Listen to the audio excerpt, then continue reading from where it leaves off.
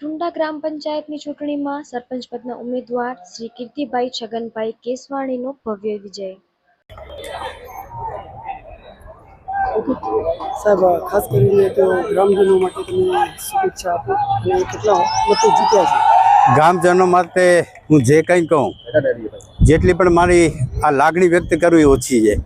કારણ કે મારે ઊભવાની ઈચ્છા પણ નથી, છતાં પણ વડીલો મિત્રો ગ્રામજનોના એક આહવાન થકી કે કીર્તિ મહારાજ તમને અત્યારે સરપંચની ઉમેદવારી કરવી પડશે, એટલે એમના કહેવા થકી જ મેં દાવેદારી નોંધાવી હતી.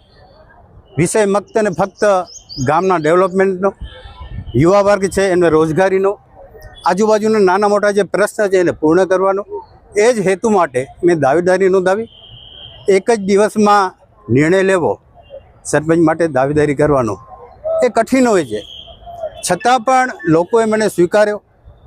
100 મતની લીડથી ત્રિપાંખીઓ જંગ હતો, બધા કહેતા હતા કીર્તિમાં હારી જશે, પણ છતાં પણ 100 મતની જંગી લીડથી ગ્રામજનોએ મને ચૂંટ્યો છે.